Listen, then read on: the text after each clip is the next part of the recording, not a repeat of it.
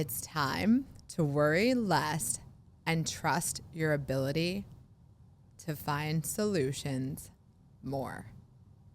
Yes, you can.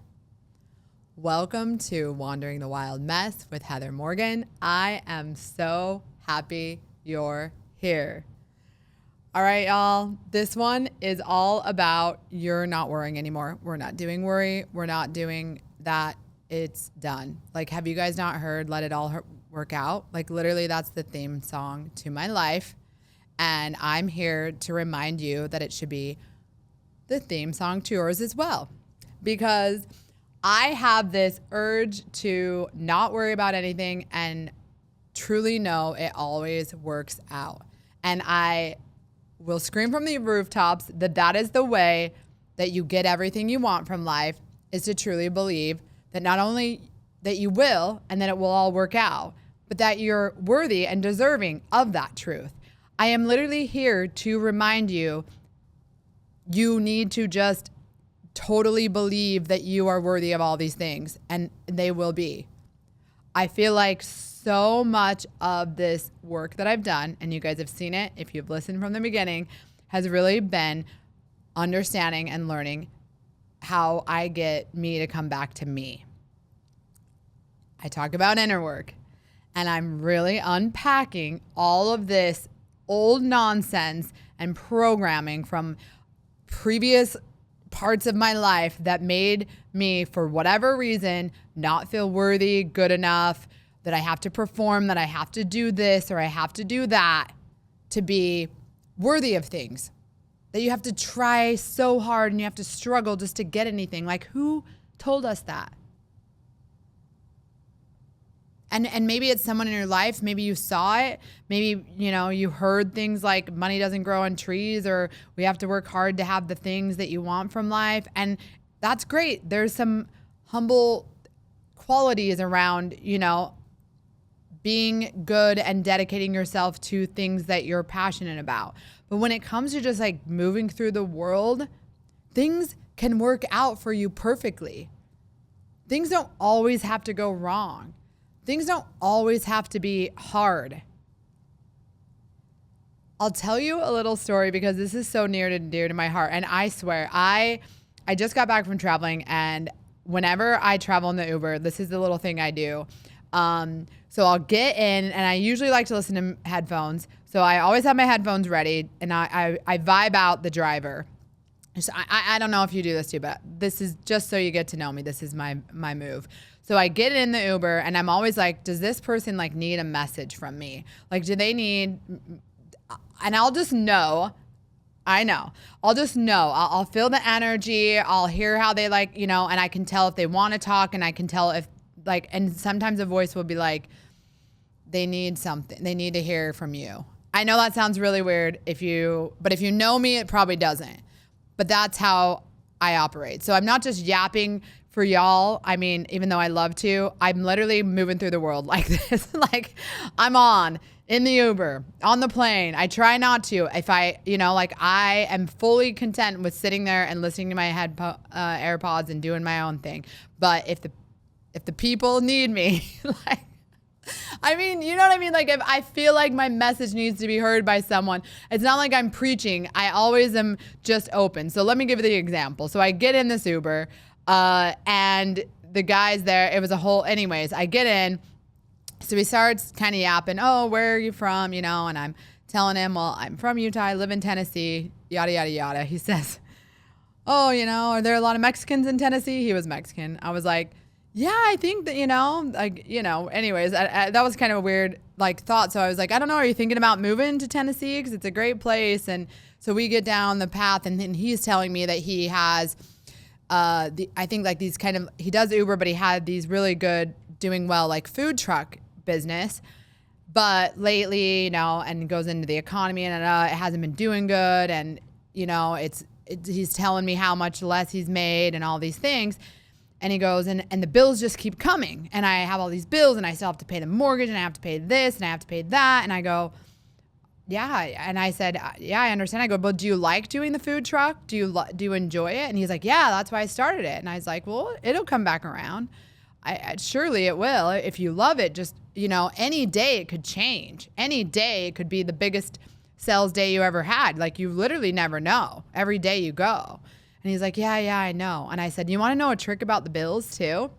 Because I get that. You still have to pay your mortgage, and you still have to buy the groceries and pay your cell phone bill. I said, I've been doing this thing where when I have to pay the mortgage or groceries or my phone bill, I, instead of being like, oh, I have to pay, this is due, I'm like, oh my gosh, I'm so grateful I get to pay my phone bill. But that means I got to talk to people. I'm so grateful I got to use my phone to talk to others, to connect with the people I want to connect with people in my life. I am so grateful when I pay my mortgage. Like, I have this home. I have somewhere to go. I have a safe place of my own.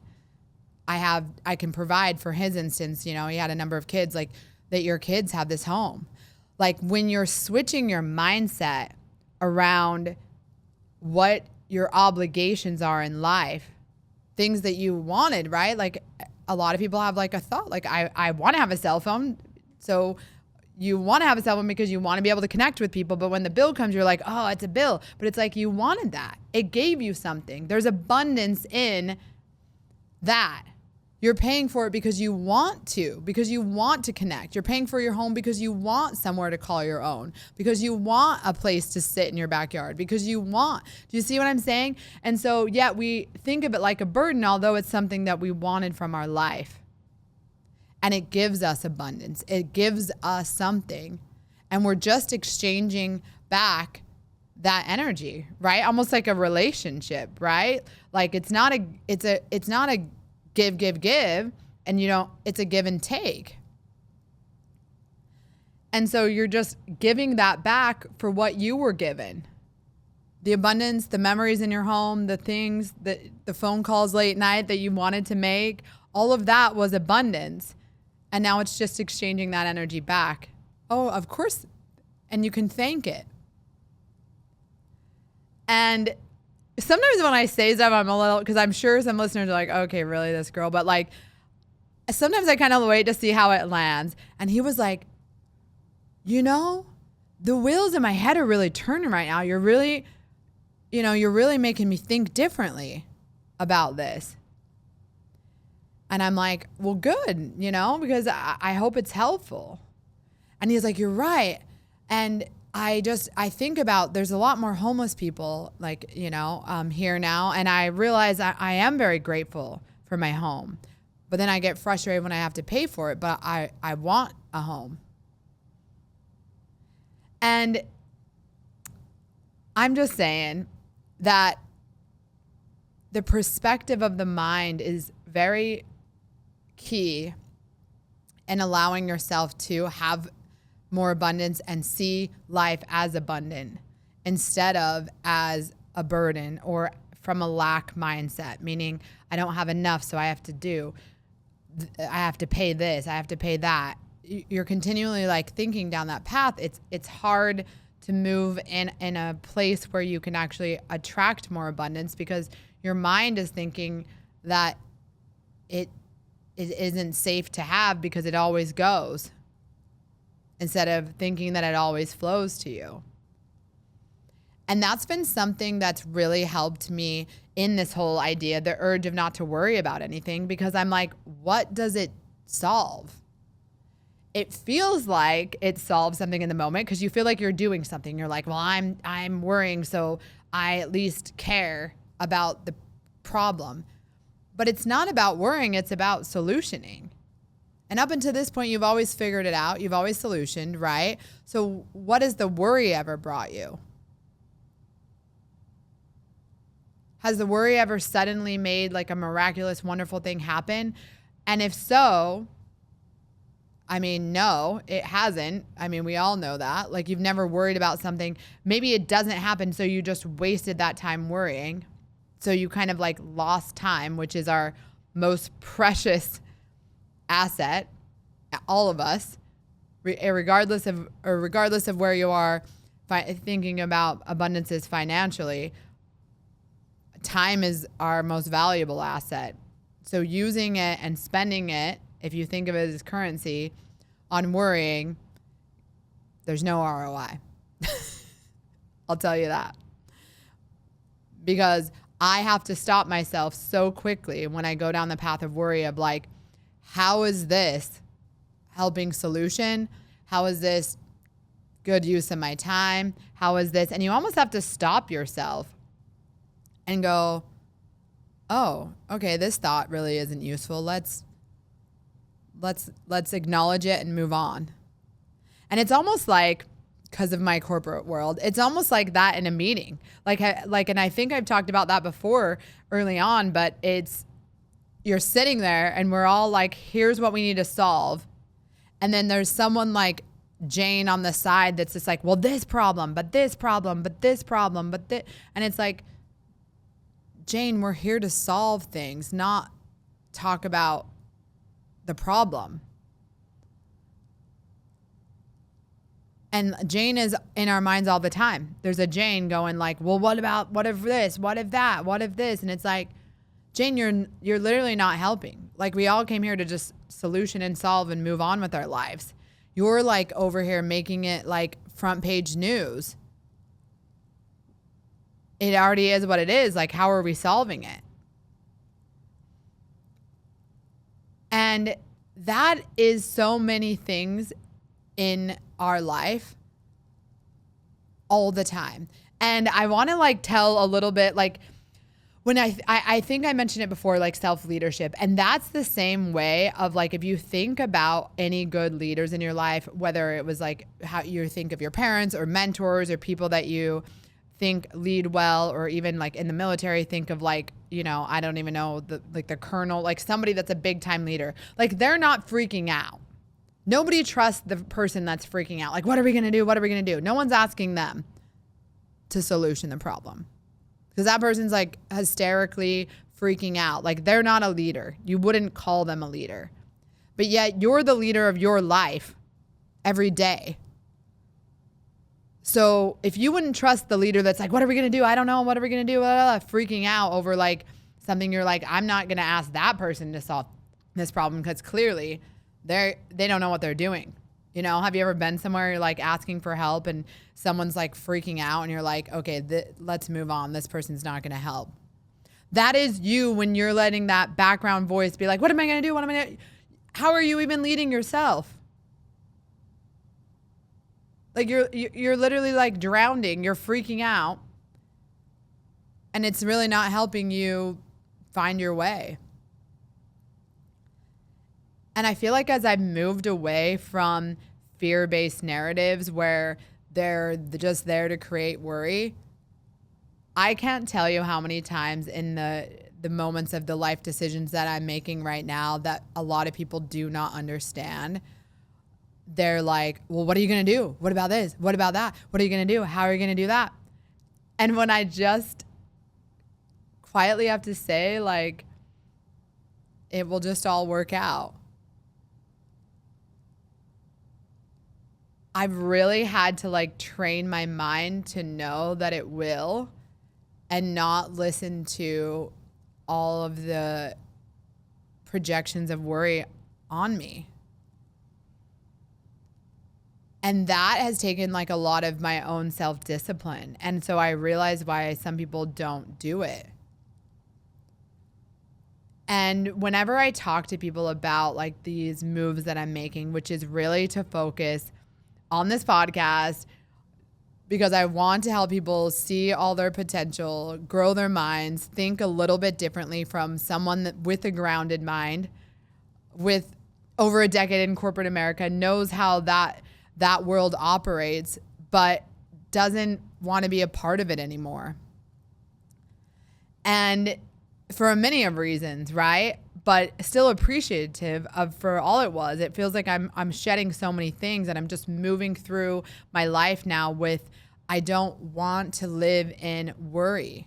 I don't want to live in stress. I don't want to live in anxiety. I don't want to live in, well, what if this happens? What if that happens? I think I've said before, like I get even comments about this, but I don't watch the news. I don't even watch television. And it's a lot because it's like, what can I solve with that? Like it's a whole bunch of problems, but no solutions. It's a whole bunch of pick a side or, feel bad about things that you can't change. I just don't see where it makes my life feel better. And so I'm choosing for myself, self-leadership, to remove the things that don't make me feel better or make me move in the direction that I want to be in. And a lot of people would be like, well, how are you informed? Informed for what? And I mean, I don't know. Tennessee gets a lot of tornadoes. My phone does go off when those come, so I kind of know. But like at the end of the day, like whether I know, as long as I know like 10 minutes in advance, like I don't have a tornado shelter, so I'm just making do. If it lands, it lands. Like I don't know. I would not want to spend the last 5 hours of my life watching to see if the tornado was going to come. If it got me, I'd rather just be enjoying it, and then it took me away. And like that may be a wild perspective to have, but I mean, I guess that's kind of a good perspective on how I think about worry.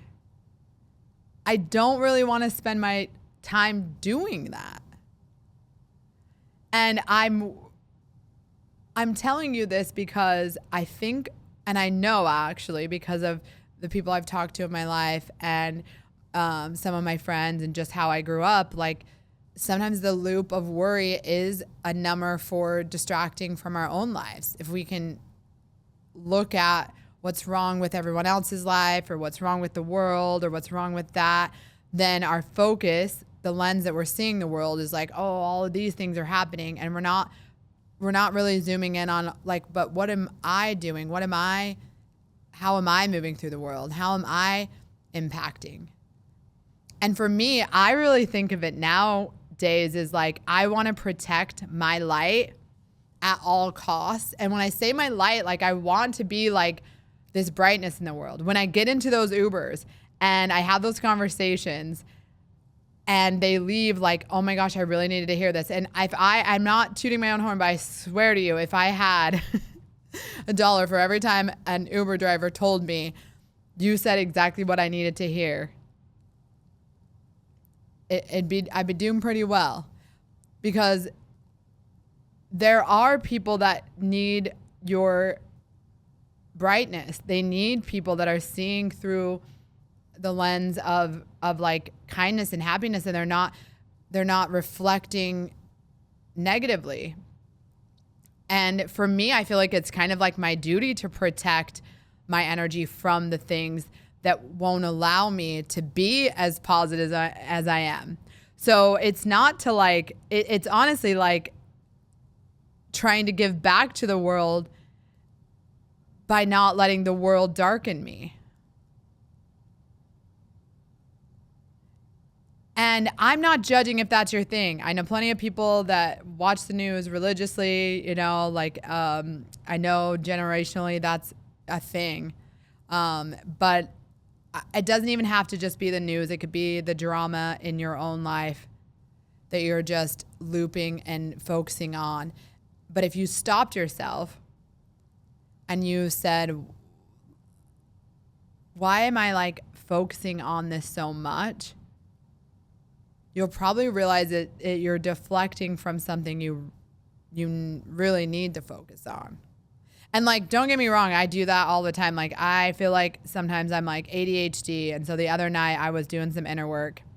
Plug 2, I have my inner work guide is up on my website.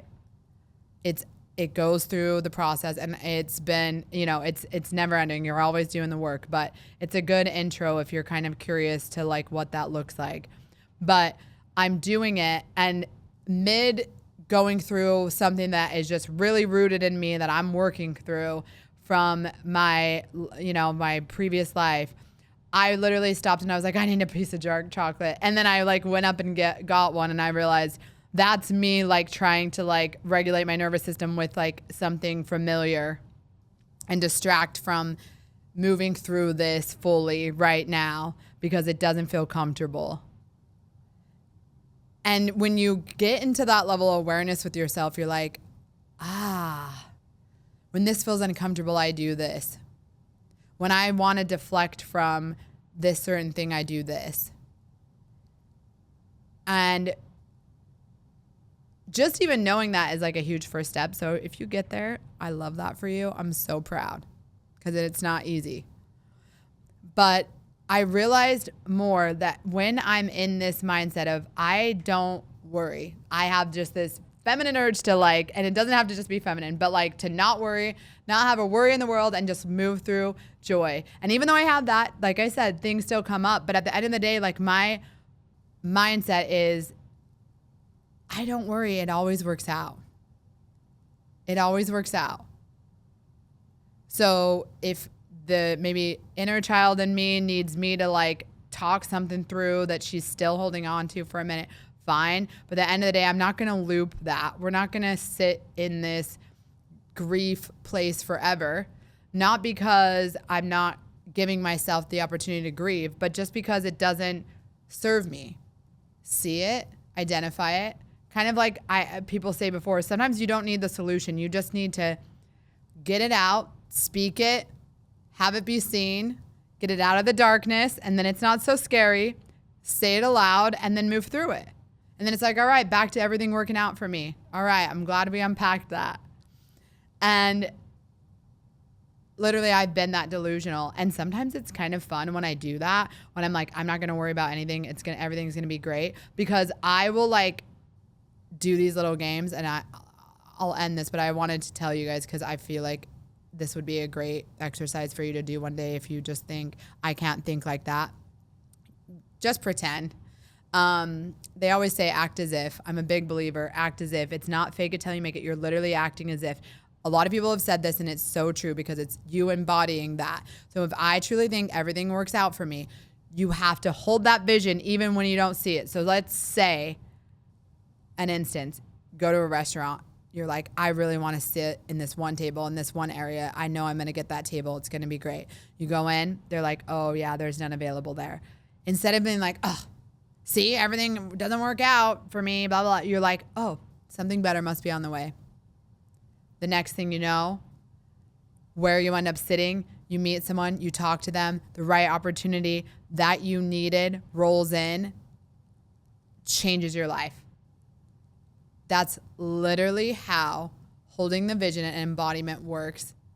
I've had things like that come into my life so many times where it looked like, and I've said this before, rejection. It's not rejection, it's redirection. So you're never not getting what you want.